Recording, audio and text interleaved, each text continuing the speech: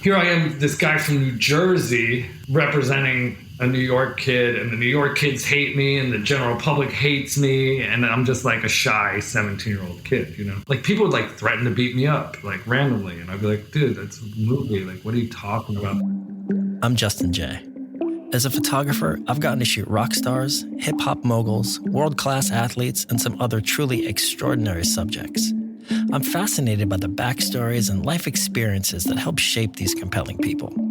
The right photograph can reveal quite a lot about someone, but some stories can't be told with just a picture. Sometimes you need to sit down, listen, and dig a little deeper. This is The Plug.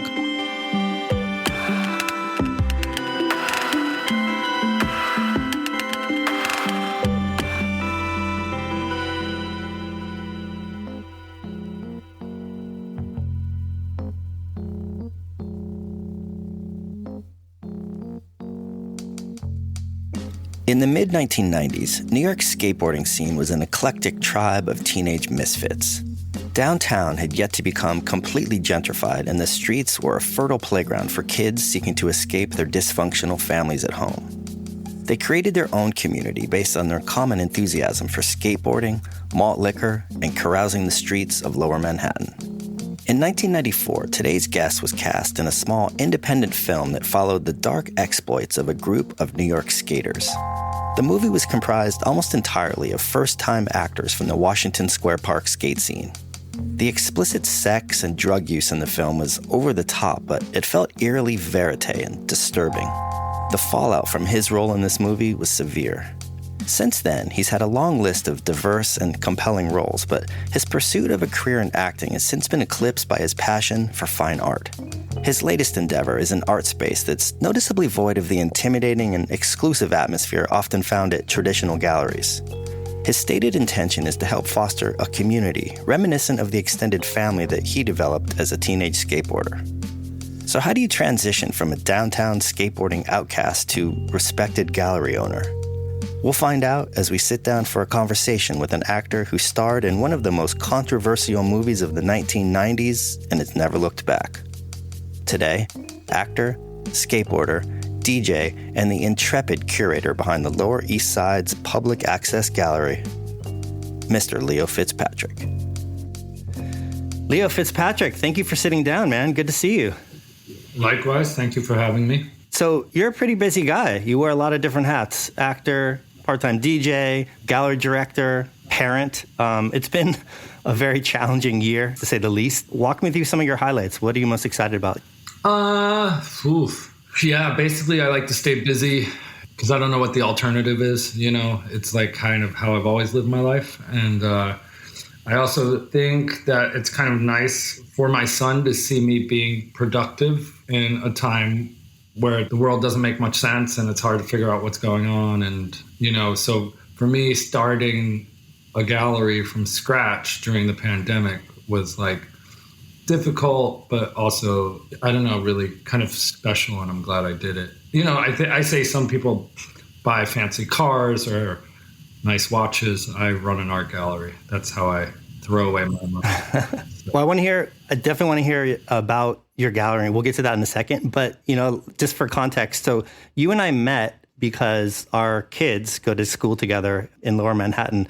And I'm curious, it seems like most people are pretty good at being able to separate the art from the artist, or in this case, the role from the actor. But I'm wondering, have you had any interesting experiences or encounters as a parent as a result of some of the roles that you've played, particularly Telly in Kids? No. I mean, it's so long ago. I look so different. Not so much. You know, it's weird. Acting plays so little of a part in my life. I don't know if my kid even knows I'm an actor. Like, that's how little it's discussed.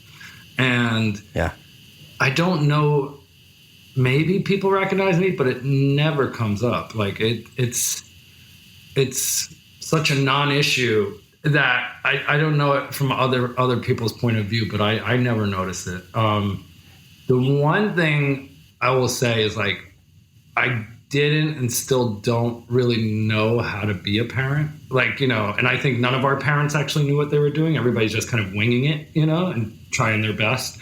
And I think in the East Village, we have a really nice community of families that all, didn't have a house to escape to upstate or in Long Island during the pandemic. And everyone that stayed there really like got much closer. And like for my kids being raised in Tompkins Square Park, basically.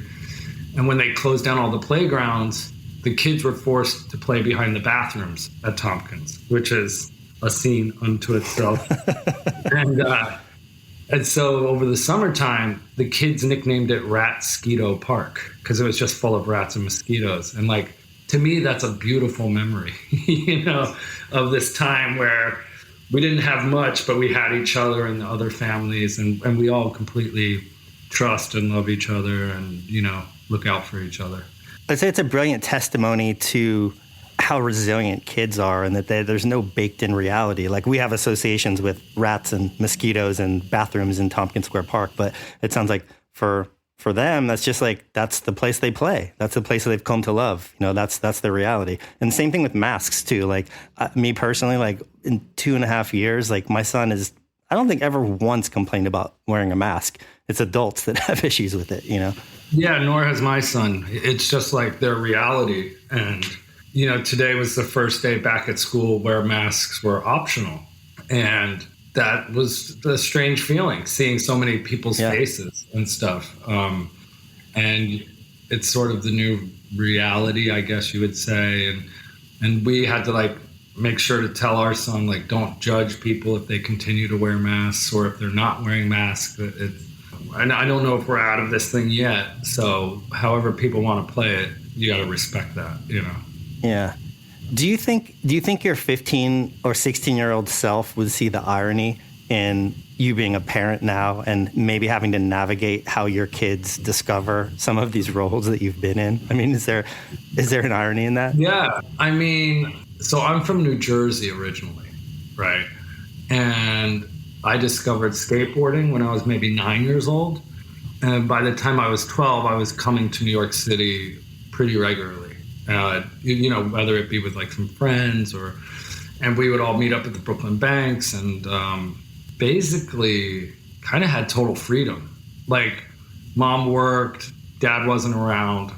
And skateboarders at that time were all from dysfunctional families. You could be a rich kid or a poor kid or any ethnicity. The common factor was you came from a fucked up family and through skateboarding formed another family.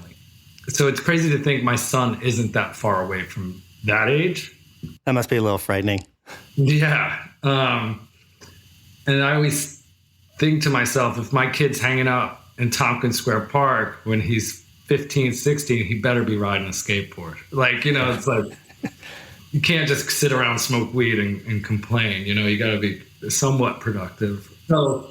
So I met Larry Clark when I was 14 and we shot kids. I turned 17 while we were making it. So we started the film when I was 16. And weirdly, my mom kind of knew that it was for the most part true, that storyline, except for the sex, because that wasn't happening at all. But she signed off on it, and it's kind of crazy. There was a beauty in not knowing what we were doing. Like that it was like, oh, you want to make a movie? And you're like, sure. I don't know what that even means. Like, I've never wanted to be an actor. I found that I was like, well, Harmony was such a good writer that the lines were easy to remember because they fed into each other. And they rang so true to you at the time? Yeah.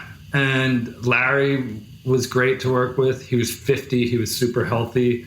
And I lived with him while we shot it and stuff. And he became like kind of a father figure for the rest of my life. And we're still friends and stuff.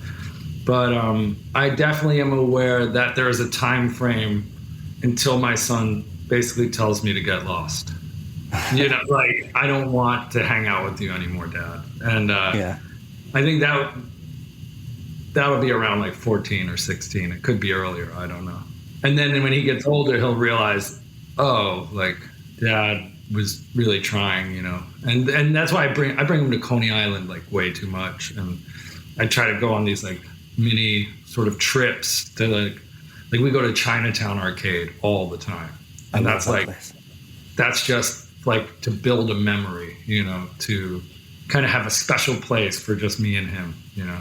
I remember in the 90s, you used to be able to play tic-tac-toe with a live chicken in that place. Yep. Yeah. I had a friend that lost to a chicken. Oh, the chicken won every time. And I'm sure it was like electroshock, like super cruel, like no, it would not exist today. But yeah, and I used to go, they used to throw parties in there, like raves at the Chinatown Arcade. And I didn't realize how small it was at the time. It's a pretty small joint. Like, I don't know how you would throw a party in there now, but. So we had Tony Hawk on the show recently, and we were talking about how skateboarding is often portrayed in the media, whether it's kids or Jonah Hill's mid-90s or North Hollywood or even HBO's Betty. And, the tone of all those shows is very different. But the one theme that seems to be consistent is this sense that skateboarding allows you to be a part of a specific community, and it helps give you like this sense of friendship and sense of identity, and it's a really romantic notion in a lot of ways because it harkens back to that time in your life when who you were hanging out with and what you were doing that night. It was really like two of the most important questions in your life, and you age, and obviously that changes a lot. And I'm curious, in some way, was your depiction in Kids representative of your actual lifestyle in Manhattan? Not so much the dark parts, but just the sense of belonging that skateboarding allowed you to have? Yeah, I mean, it's weird because when I watched mid-90s, I was explaining to people that was actually closer to my upbringing. I just connected with that movie in a way I didn't connect with Kids, even though, or it was almost like my life was like mid-90s until the time period of Kids. Like it was very innocent or whatever. And then I really started hanging out in the city and kind of things got a little more dangerous or whatever. But yeah, I think mid-90s does a great job of depicting my experience. Kids also was good at depicting some of it. But like being from New Jersey, like New York skaters are known for being like jerks, Like they're not nice guys. And being from Jersey, you're always the underdog. And people always make fun of you and talk smack and whatever. But we had like a strong crew. And so, we didn't let any of that affect us, And then there were certain guys in the New York skate scene, Harold Hunter, Peter Beasy. There were a few guys that were not just generally nice, and they would be nice to everybody. And this is when skateboarding was like at a really low point as far as being like popular. So nobody really had any legs to stand on or was better than anyone else. It was just an ego game, and so I also wrestle with that idea of, is my kid going to be entitled simply for the fact he was raised in New York? Is that enough for him to think that he's better than somebody? Yeah. Because that's the kind of New Yorkers I grew up around, where they were like, well, I'm from New York. You're from New Jersey. I say that to my son often because I don't know how long we'll live in New York, or, if he'll end up going to high school here or whatever. But I would say, like, the one thing no one can ever take, like, you were born in Manhattan. Like, nobody's born in Manhattan. You know what I mean? Like, you'll always have that at the very least, which is kind of cool. Yeah. But I always say that skateboarding is like the root of everything I've ever done since. Like, and, I skateboarded to work today. Like sometimes, I'll see people on longboards and I'll be like, oh, that's so lame. And then I'll look down and I'll be riding a skateboard and I'm like, what am I going to be doing this when I'm 50? It's like, it's just strange. I'm still very much like aware of what's happening in skateboarding. A lot of my friends are either pro skaters or, have worked in the industry or were pros at one point. I'm closely affiliated with a lot of people at Supreme just because that we like kind of grew up at the same time period. So it still plays like a huge part of my life, which is interesting considering I'm like on the outside. I got hit by a car when I was 27. So my left leg is all messed up. Like they almost amputated it. That's how bad it was damaged. And so I can't really feel my left leg. I can run, but that's about it. But like to do tricks is like out of the question. So I'm basically just like a longboarder at this point. I just cruise. But it still represents a very important role in your life, and like obviously in your heart too, in terms of community and memories in New York City. Yeah. And when I opened my gallery, this new version of my gallery, originally it was on St. Mark's Place. And I was like, I want to do a gallery for the kids who hang out on St. Mark's Place. I want it to feel more like a skate shop or a record shop than a kind of stuffy gallery, you know? And now we're down on Henry Street, right by the skate park. We're like in between like Dime Square and the skate park. And nothing makes me happier than when like a group of skateboarders walk through that door, because I know they're maybe not comfortable doing that in Chelsea or going to museums or whatever, but my place can kind of serve as this sort of entry level way to look at art, you know. I want to shout that out for a second because it's called Public Access Gallery. It's down on Henry Street. And I also just want to say thank you. I came to one of your openings a few weeks ago, and I have to say, like, since COVID, that was the first time that I've been out in a long time and seen so many familiar, friendly faces hanging out, drinking, looking at artwork. And it was really, really refreshing. And I get the sense that, you know, not just the artwork, but the community that you foster at that place is something that's really important to you. It's not about, I assume you're not getting rich on that gallery. It's more about providing a space and a platform for people to get together. Is that a fair statement? Yeah, like for sure. Because for me growing up, the art world was pretty inaccessible and I didn't really know how to navigate it, what anything was. But there were two galleries that I would constantly go to. One was called American Fine Arts, which had definitely a younger kind of energy to it, and Alleged Gallery, which was Aaron Rose's gallery. And Alleged Gallery was so closely aligned with skateboarding, and they would do shows with like Mark Gonzalez and Mike Mills and Chris Johansson. Like I'll always respect Aaron Rose for providing that. Like that was so needed. So I just try to provide the same thing, you know, and yeah, we barely break even. Like if we do, I don't even know if we do break even. But, and then also like during the pandemic, like when I started this new version of it, I was like, why does it seem so much harder? But during the pandemic, it was just nice to have somewhere to go. You know, like I opened this thing at the beginning of the pandemic. So even if you weren't able to go anywhere, I could still go to my gallery and I could still, in a very responsible way, 4 people in at a time type thing, provide something for somebody to do, you know?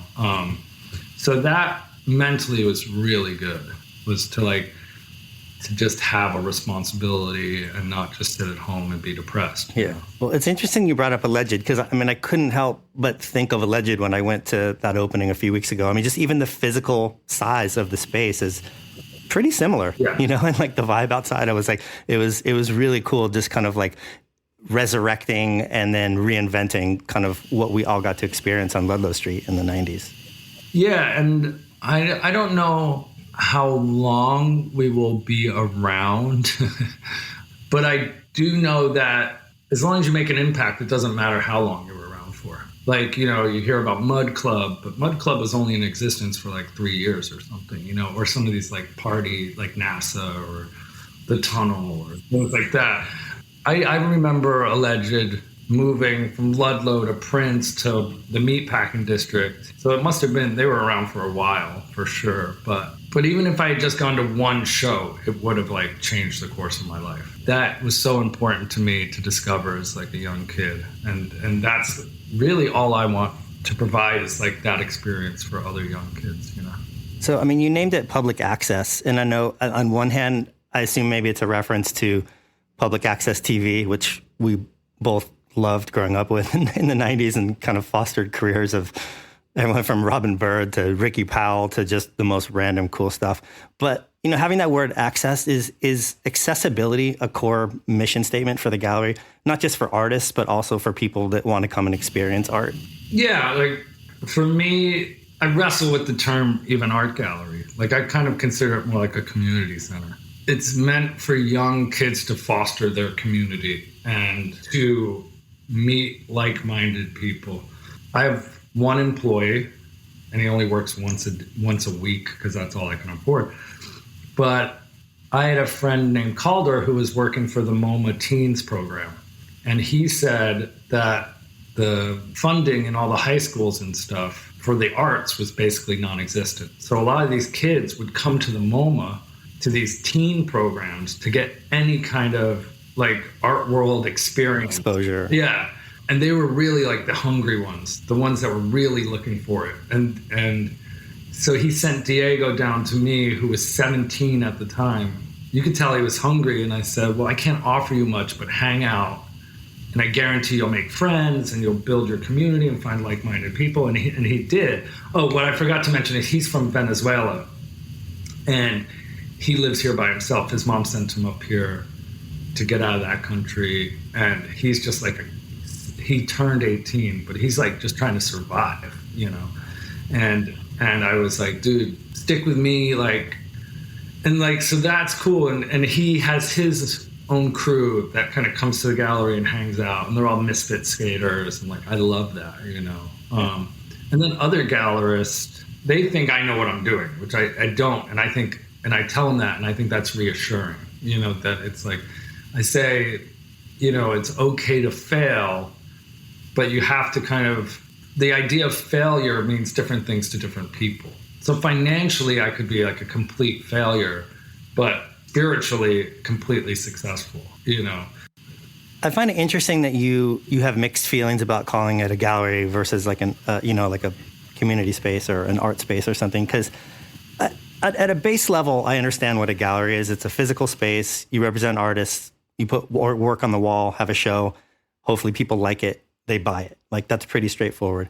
But then again, you go to Chelsea sometimes and there's these 3,000 square foot spaces with white walls and high gloss floors. And you walk in and there's nobody there. And there's like a fucking pile of broken glass in the middle of the showroom.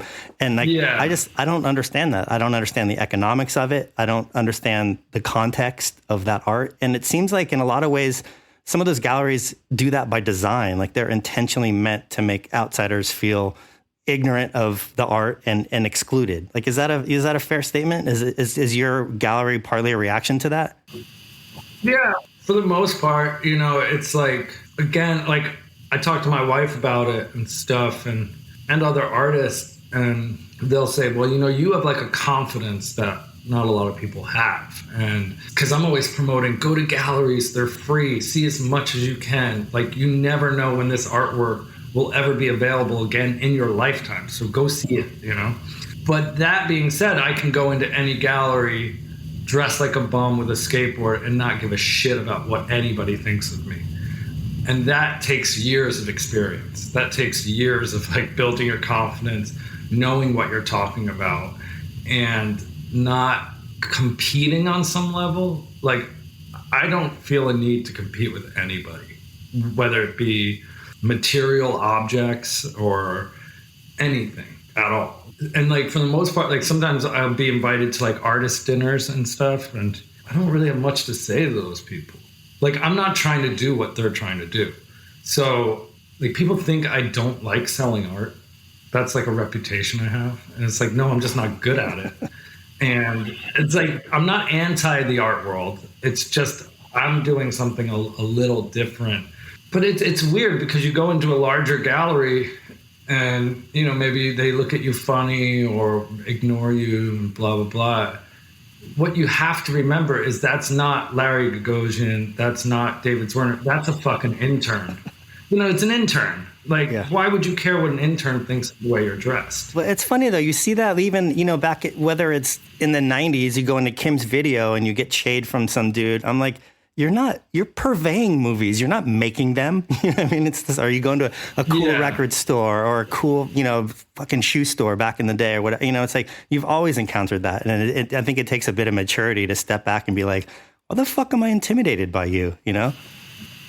Yeah, and it's funny. I loved Kim's video. Oh, of course, but I mean, it had a certain atmosphere sometimes, you know. That was like my film school, and it wasn't until I like broke through that kind of the clerk, whatever, being like too cool for school. Then once you're on the inside and they start recommending movies, like you knew you had like kind of established yourself in some way. Yeah. But and yeah, I go to a lot of record stores, and Supreme has very much a reputation for cool guying people. And yeah, I kind of let it roll off my shoulders. I don't really care too much, but that does take age and confidence and being content with what you have and what you can offer people. You know. Yeah. I mean, so you know, speaking of Kim's video and some of these places, it seems like there was a time, at least me personally, where I would skate down, whether it's Avenue A or St. Mark's or Prince Street or Lafayette, and you would run into someone that you know, or at least someone you recognize. And like, for me, that's just not my experience anymore. And I think a lot of it has to do with, I'm a parent and I have different priorities and more responsibilities. I'm not out as much. But the city has also changed dramatically since then, and I don't want to get too far into cynical old guy reminiscing territory, but what are a few of the things that you miss the most about New York that when they closed, it was a real dagger to your heart and kind of like a benchmark for the end of an era in New York City? I mean, I think, again, it is just getting older. Like, my friend group went from like literally feeling like 100 people to like maybe 10, or something. And then I think back to my parents not really having any friends. And like, as you get older, your friends, they just get weeded out. You really get a few core friends that you stick with the rest of your life. But for me, I don't know. It's weird because it'll sound like I put a lot of importance on this, but like drinking culture has changed so much in New York City. Like, because I was a Max Fish guy. And Max Fish, this is like pre-cell phones and stuff. You just went in there and chances are you knew somebody and then start talking. And that was like the start of your night and like wherever you would go. So for me, there was like Max Fish, Lit Bar, Motor City. I mean, there was a bunch of them. But then you realize like they were kind of more like rock and roll bars and like weirdo music bars. Like hip hop is so prevalent now that every place is kind of like a hip hop bar and like a nightclub of some sort. Like you go to a restaurant and they're like blasting hip hop, and you're like, well, that's going to change the audience. That's going to change I don't know. I just feel like New York has become like very fratty and like the drinking culture. Like when we were 27, we were definitely the jerks, like ruining people's night and like being rowdy and fucking it up. But we were all like misfits and weirdos and I don't know, just kind of bum rushing the scene. Now it seems like everybody's kind of dressed very similar, and it's bad to say, but it's kind of like stock bros or frat bros or whatever. It's just the whole attitude of drinking to me seems, I wouldn't want to be a part of it. Yeah, I think Max Fish closing was like kind of a real benchmark. But then there's other things too. I mean, you have Tower Records becoming a Soul Cycle, and other music is closed, and can't buy a magazine at Gem Spa anymore, and St. Mark's is just vape shops and frozen yogurt. I mean, the city as a whole has just changed so much since then too. Yeah, and I think any of the interesting people that moved away during the pandemic aren't coming back. I don't know many people that left and like came back. It's like you either wrote it out or you moved away. And now all those apartments are just kind of being filled by these like young professionals. And it's sort of, I don't know. And I always think that kids do know what's up and they do find cool, interesting things.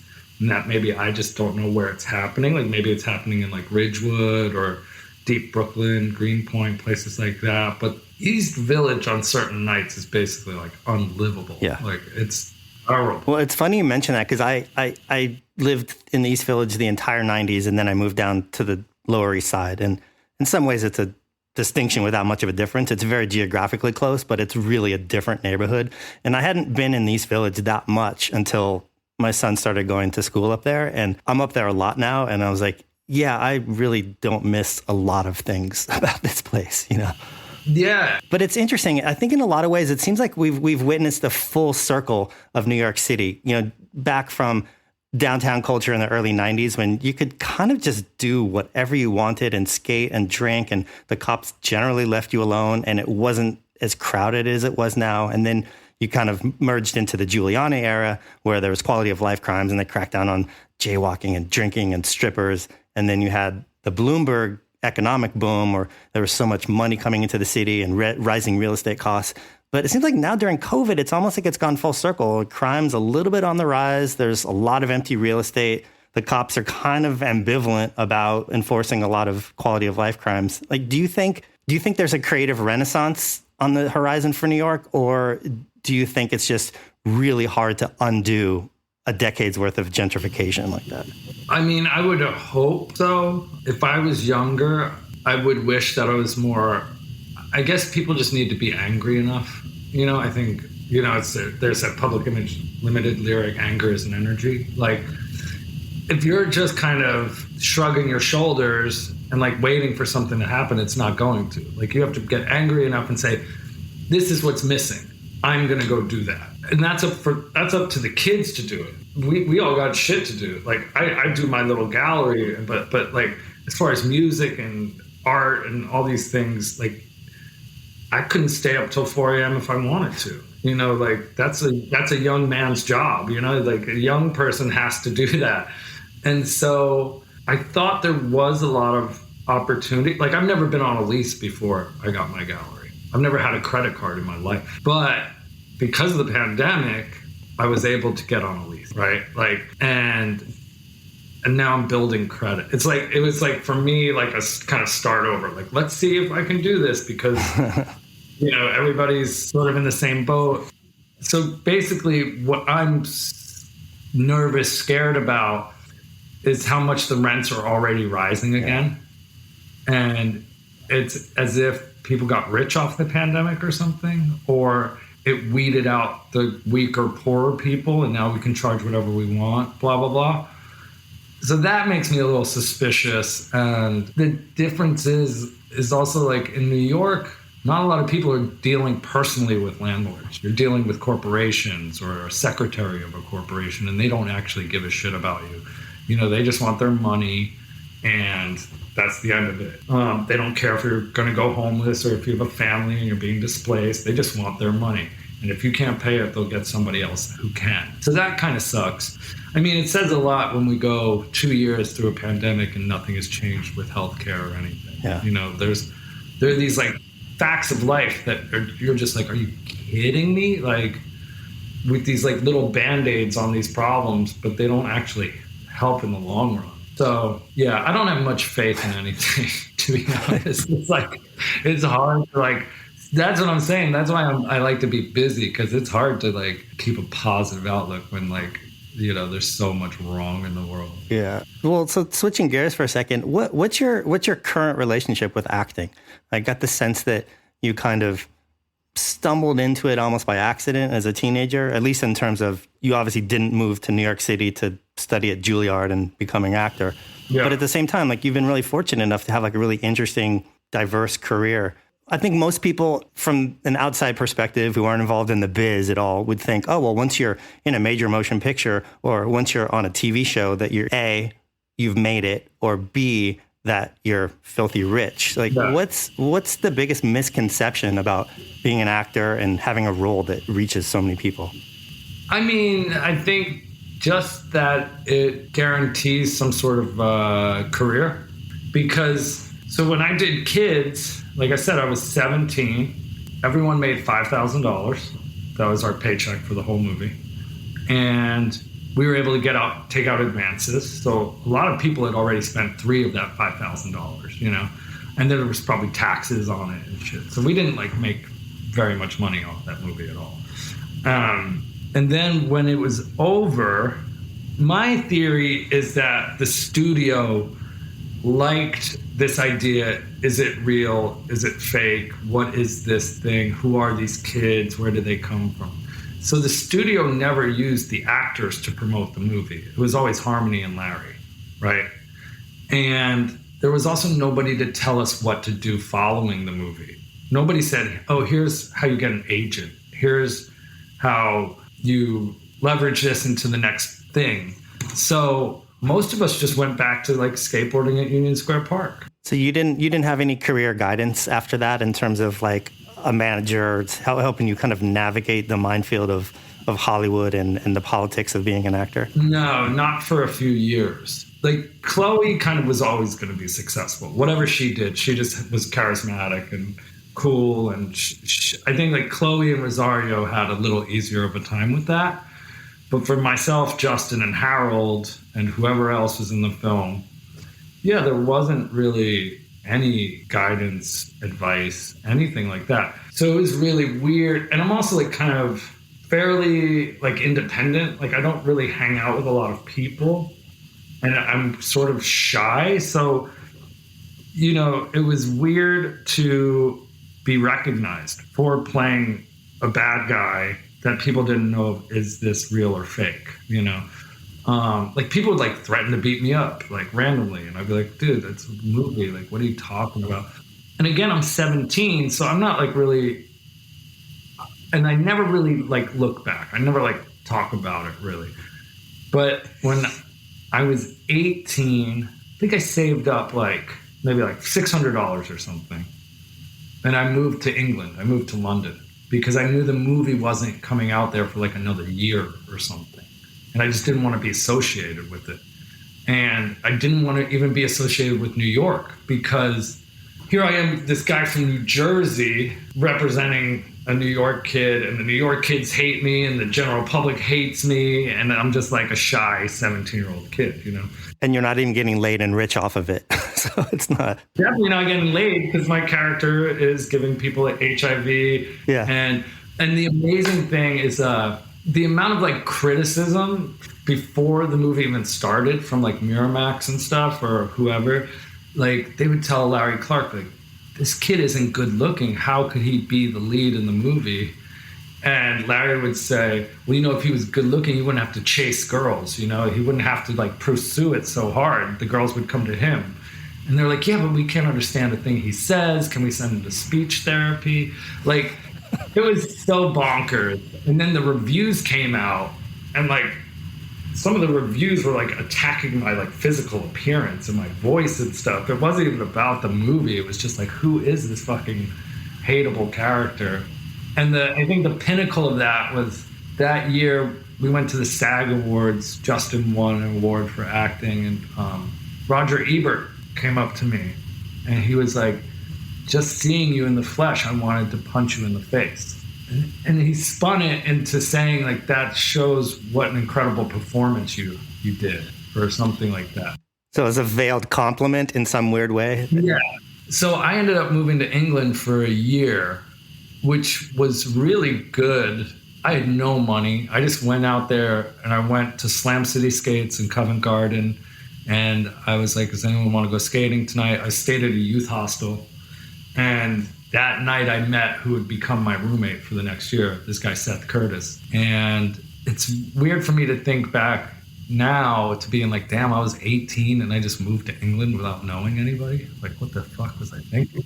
Well, did you find, I mean, this comes back to our conversation before about the sense of community that skateboarding allows. I mean, was there a commonality of cultures amongst skateboarders? When, I mean, you literally could just roll up to a skate park or a skate shop and just be like, hey, I'm part of this tribe, let's hang out. Yeah, and I think you can do that all around the world. I don't even think you need to speak the same language. And you know, growing up skateboarding, it used to be like, oh, somebody's wearing a pair of Vans and a Black Flag shirt or something. Maybe they're into skating. Skateboard fashion has gotten so large that you can't really tell anymore who's a real skateboarder and who isn't. But if you're on a skateboard and like, you know, if you went to the LES park or something, there's no doubt in my mind you can meet, you know, friends that would last you for the rest of your life, you know, and I feel that way in Paris and, you know, Tokyo. And there's a place in Barcelona called MACBA, which is, I believe, the Museum of Art Contemporary Barcelona, something like that. But MACBA it's basically just the skateboard spot. It's in front of a museum, but it's like a tourist destination. Skateboarders from all over the world go to skate this spot. In Paris, it's the Palais de Tokyo. It's behind the Palais de Tokyo, which is another museum. There's like this amazing skateboard spot. Any given day, there's like 50 to 100 kids there skating. When I was growing up, it was the Brooklyn Banks, you know, and all you have to do is show up and just not be a kook and not blow it. And for the most part, you'll be like welcomed with open arms, you know, whether or not you know the language, as long as you just don't like blow it and you're just like kind of cool and do your thing, then like, yeah, I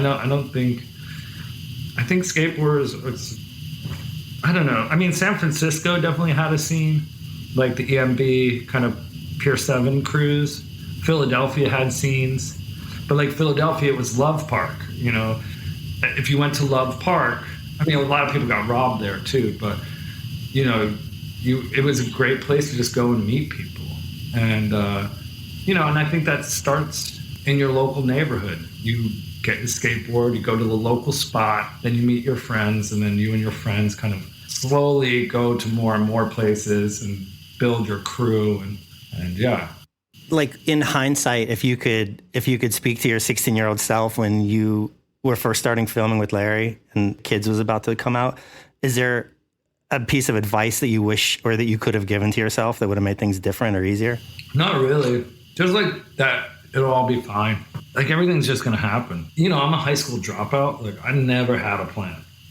So the fact that like I've survived this long is like pretty good. You know, I've had a lot of friends who have passed away, a lot of friends who have kind of disappeared, like just kind of into the ether. And so, yeah, it takes a little bit of work and stuff, and I don't recommend this for anyone else, like to just kind of roll with it. You know, it's like, definitely if you're able to come up with a plan, come up with a plan. Yeah. So, but I had no plan. And the interesting thing was, I feel like I did Kids and then I did The Wire. And The Wire is what kind of saved me from being just the guy from Kids, because people really like The Wire. And did you have some people in your corner by that point in terms of career advice and team and management? Yeah. I mean, was that chapter a little bit easier to navigate? Yeah, this is probably like 7 years after Kids or something. So I had already moved to London, I'd already moved to LA, and I'd already moved back to New York in the course of like 4 years or something. So like I moved to London to skate and just kind of like live in London. Then I came back to New York. I was like, nope, this still doesn't feel good. And then I moved to LA. But again, it's this idea of couch surfing. You know, I know all these skaters, so I can live wherever I want. And in LA, I was Damon Wayans' assistant. Do you know who Damon Wayans is? Yeah. His personal assistant. So I would have to go to like Pier 1 Imports and buy a bullshit for his like house. Like I'd have to wait for the cable guy. So I still wasn't doing any acting. But kind of in Hollywood, right? As a result. Yeah, but I just went there to go skate. And then in the Hollywood, people, because they're so career driven, people would be like, hey, why don't you act anymore? Like, that's weird. Like, That's why we move here. This is what this whole city is built on. And I knew I was fortunate to have done it. But again, it's not anything I ever wanted to really do in the first place. But I felt guilty for not pursuing it. So I did like just start going on like little auditions and stuff. To be honest, I haven't watched very much of what I've done, and I have no idea like how many films or television shows I've ever done. I know I did Kids, I know I did The Wire. Every New York actor has done Law and Order, so I'm sure I've done one or two of those. And then I did a show on Adult Swim that I liked very much. Everything else is kind of a blur. But I think that kind of just speaks to your perseverance of just, you kind of have this attitude of just one foot in front of the other, and you say maybe you never really had a plan, but it seems like your plan is to just live another day and keep going, and things seem to happen correctly for you. You know? Yeah, and it's like, I think one day I'll like get a chance to look back and be like, all right, now I can like see what I've done. But I do think that everything informs everything else. Why the hell I still have a radio show or an internet radio show? I don't even enjoy it. I just do it because I feel like I need to do it. It's like crazy. I drag records to this shipping container in Brooklyn to DJ for nobody. for 2 hours. And for me, it's like, well, I can't DJ at bars or clubs anymore. Like, that's just not who I am. I don't have that kind of energy. But I still love music, and I still like love the idea of DJing. But every time I have to do it, I'm like, why don't I just quit? And I think I've tried to quit, and they won't let me. Because I don't need to do certain things, but I do them anyway. Well, cool. So we always like to, at the end of the podcast, give guests an opportunity to plug something that they're not directly involved in, that they feel hasn't gotten enough attention lately, whether it's like a book or a movie or an artist or a cause. Is there something you want to shout out to just give a little shine to?